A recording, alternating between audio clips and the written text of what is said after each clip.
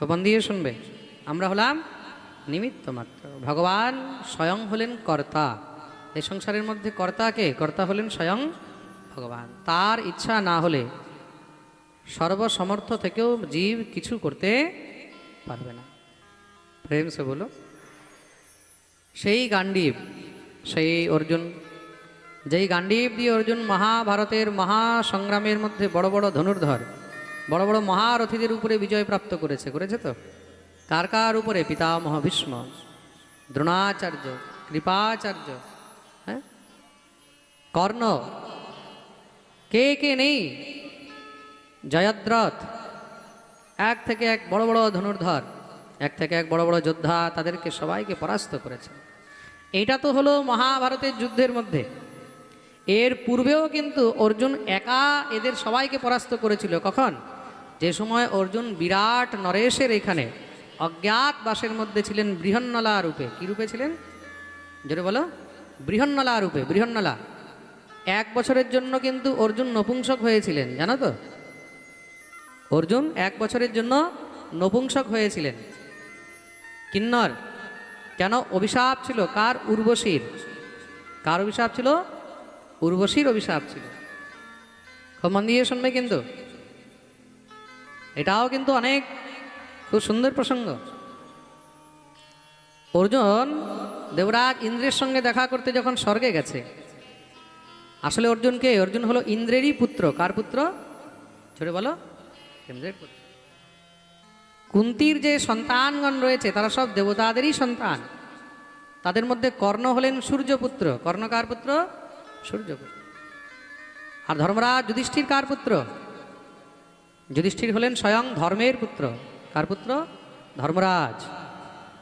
মন দিয়ে শুনবে কিন্তু। আর ভীম হলো কার পুত্র? বায়ু। ভীম কার পুত্র? বায়ু। আর অর্জুন হলেন ইন্দ্রের পুত্র।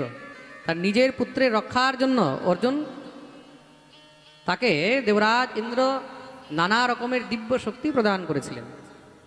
তা স্বর্গে যখন অর্জুন ছিলেন, তা উর্বশী নিত্য অর্জুনকে দেখে তার প্রতি মোহিত হয়ে গেছে, আকৃষ্ট হয়ে গেছে। তা একদিন একান্ত পেয়ে উর্বশী অর্জুনকে প্রণয় নিবেদন করেছেন। অর্জুনকে প্রণয় নিবেদন করেছেন যে আমি তোমাকে খুব ভালোবাসি, তোমাকে দেখে আমার অন্তরে প্রেম জাগ্রত হয়েছে, তুমি আমার প্রণয় নিবেদন স্বীকার করো, আমার ইচ্ছা তুমি পূর্ণ করো। অর্জুন তখন সঙ্গে সঙ্গে হাত জোড় করলেন। কি বলছেন আপনি মাতা? অর্জুন কি বললেন?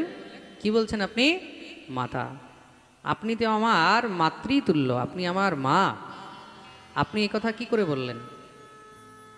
আর বাস্তবে কিন্তু উর্বশী অর্জুনের মাই হন। কিভাবে? অর্জুনের যে পূর্বপুরুষ তারা এই উর্বশীরই পুত্র ছিল। অর্জুন হলেন কে? চন্দ্রবংশী। খুব মন দিয়ে শুনবেন। অর্জুনের জন্ম কোন বংশে হয়েছে? জোরে বলো। চন্দ্রবংশে হয়েছে। আর চন্দ্রমার পুত্র ছিল বুধ, বুধের পুত্র ছিল পুরুরবা।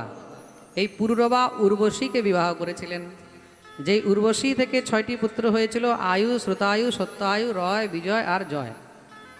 আর সেই বংশের মধ্যে পরে গিয়ে নহুষ, যজাতি, যজাতি থেকে নিয়ে পুরু, পুরু থেকে নিয়ে পুরুবংশ, পুরুবংশের মধ্যে কৌরব আর পাণ্ডব। সুতরাং উর্বশী কে হলো? অর্জুনের হ্যাঁ ঠাকুমারও ঠাকুমা। প্রেম সে বলো। তা ঠাকুমারও ঠাকুমা, তাকে তো বুড়ি হয়ে যাওয়া উচিত, হ্যাঁ? কিন্তু উর্বশী তো এখনো 16 বছরের যুবতীর মতন আছে। কেন? উর্বশী কোনো সাধারণ নারী নয়, সে হলো অপ্সরা। সে কে? অপ্সরা। আর অপ্সরা হলো চির যৌবনা। অপ্সরাদের কখনো বৃদ্ধাবস্থা হয় না, তারা কখনো বৃদ্ধ হয় না। যেরকম দেবতারা বৃদ্ধ হয় না, তদ্রূপ অপ্সরাগণও কখনো বৃদ্ধ হয় না, তারা চির যৌবনা। যেমন আছে তেমনই থাকে। সবসময় তারা 16 বছরের মহারাজ নবযুবতী হয়ে থাকে। উর্বশী নিজের মর্যাদা ভুলে গেছে, কিন্তু অর্জুন নিজের মর্যাদা ভুলেননি। কিন্তু স্ত্রী জাতি তো, স্ত্রী জাতি যেই কোনো সময়, ওই যে আমি পাঠের মধ্যে বলেছিলাম আগে, কোন সময় যে কোন দিকে মহারাজ মেজাজ খারাপ হয়ে যাবে কেউ বুঝতে পারবে না। প্রেম সে বলো। সকালবেলায় তোমাকে সুন্দর করে মহারাজ একদম 5 রকমের আইটেম বানিয়ে খাওয়াবে, আর দুপুর পর্যন্ত মহারাজ দেখা গেল খাবারই দেবে না। কোন সময় যে মুড একদম সুইং হয়ে যাবে তুমিও বুঝতে পারবে না। প্রেম সে বলো, এখনই হেসে হেসে কথা বলছে, এখনই গালাগালি শুরু করে দেবে। যেই উর্বশী 2 মিনিট আগে অর্জুনকে প্রেম প্রণয় নিবেদন করছিল, সেই উর্বশী 2 মিনিট পরেই সঙ্গে সঙ্গে অর্জুনকে অভিশাপ দিয়ে দিল। তুমি আমার প্রণয় নিবেদন স্বীকার করলে না, আমি তোমাকে ভালোবাসি, তুমি সেটাকে তিরস্কার করলে, তোমার এত অহংকার, এত অভিমান, যাও আমি তোমাকে অভিশাপ দিচ্ছি, তুমি নপুংসক হয়ে যাবে। অভিশাপ দিয়ে দিলে। অর্জুন তো নিজেই মানে শুনেই একদম চমৎকৃত হয়ে গেছে, চমকে গেছে। এই কি, আমি কি দোষ করলাম যে তুমি আমাকে অভিশাপ দিলে? দেবরাজ ইন্দ্রের কাছে গেলেন। দেবরাজ ইন্দ্র উর্বশীকে ডাকিয়েছে, তুমি এই কি করলে? উর্বশীও লজ্জিত হয়ে গেছে, রাগের মাথায় অভিশাপ তো দিয়ে দিয়েছে। বলে শত হলেও তো সে তোমার সন্তানের সেই বংশের মধ্যে আছে, তা সে তো কোনো খারাপ কথা বলেনি। তা তোমাকে তো প্রসন্ন হওয়া উচিত, তার উপরে খুশি হওয়া উচিত যে না, সে নিজের মর্যাদা ভুলেনি, তুমি নিজের মর্যাদা ভুলে গেছো, তুমি অভিশাপ দিলে, এখন কি হবে? সে কি জীবনভর নপুংসক হয়ে থাকবে? এখন কি করে তার মুক্তি হবে সেটা বলো। উর্বশী নিজের ভুলটা বুঝতে পারলেন। দেখুন, ভুল করেছে কে? অর্জুন ভুল করেছে? জোরে বলো, ভুল করেছে কে? উর্বশী। আর তার দণ্ড কাকে ভোগ করতে হয়েছে?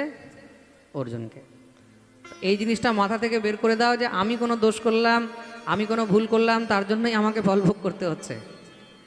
আপনি গাড়ি ঠিক চালাচ্ছেন, কিন্তু কেউ যদি জোর করে এসে আপনার গাড়িটা ঠকে দেয়, তাহলে দোষ কার? দেখা গেল যে গাড়ি ঠকে দিল তার কিছু হলো না, আপনি হসপিটালে ভর্তি আছেন ঠ্যাং ভেঙে। প্রেম সে বলো, হ্যাঁ? তা কার পৌষ মাস, কার সর্বনাশ। প্রেম সে বলো। তার জন্য যাদের পৌষ মাস হয় তাদের থেকে দূরে থাকতে হয়। প্রেম সে বলো। তা অনেক সময় দোষ না করেও মানুষকে অনেক কিছু ভোগ করতে হয়। তো অর্জুন কিছু করেনি, করেছে কে? উর্বশী। ভোগ করতে হলো কাকে? অর্জুনকে। তখন উর্বশী বললেন ঠিক আছে, এখন অভিশাপ তো আর মিথ্যা যাবে না, কিন্তু 1 বছরের জন্য অর্জুন এই নপুংসক হয়ে থাকবে, কিন্নর হয়ে থাকবে। আর সেই 1 বছরটা কখন হবে বলে, অর্জুন যখন চাইবে, সে যেই সময় চাইবে যে এই 1 বছর আমি হয়ে থাকবো, সেই সময় হতে হবে। এইটা তার নিজের ইচ্ছার উপরে। তো পাণ্ডবরা যে 12 বছরের বনবাস আর 1 বছরের অজ্ঞাতবাস দিয়েছিল, পাণ্ডবদেরকে দেওয়া হয়েছিল না 12 বছরের বনবাস আর 1 বছর অজ্ঞাতবাস। তো 1 বছর অজ্ঞাতবাসের সময় এই পাণ্ডবরা বিরাট নরেশের এখানে রাজ্যের মধ্যে শরণ নিয়েছিল, রাজা বিরাটের এখানে। তা সেখানে ধর্মরাজ যুধিষ্ঠিরও আলাদা রূপ ধারণ করেছিল, ভীমও আলাদা রূপ ধারণ করেছিল, দ্রৌপদীও সেখানে দাসী রূপ ধারণ করেছিল। তো অর্জুন সেখানে বৃহন্নলা নাম নিয়ে, সে তো তখন নপুংসক হয়েছিল, তা সেখানে রাজা বিরাটের কন্যা উত্তরাকে নৃত্য শেখাতো। কি শেখাতো? নৃত্য শেখাতো। আর সেই সময় যখন দুর্যোধন ইত্যাদি বিরাট নগরের উপরে আক্রমণ করেছে, সেই সময় অর্জুন সেই বৃহন্নলা রূপে একা তাদেরকে যুদ্ধে পরাস্ত করেছে। আর যখন যুদ্ধে পরাস্ত করেছে, অর্জুন যখন প্রথম বাণ মেরেছে, দেখুন যুদ্ধ আরম্ভ হচ্ছে, মজা দেখুন, যুদ্ধ আরম্ভ হয়েছে, অর্জুন প্রথম বাণ মেরেছে, বাণ মারতেই সঙ্গে সঙ্গে গুরু দ্রোণাচার্য বলছে অর্জুন এসে গেছে। কিচ্ছু না, সামনে দেখা যাচ্ছে একটা হিজড়া, দেখা যাচ্ছে একটা নপুংসক যুদ্ধ করছে।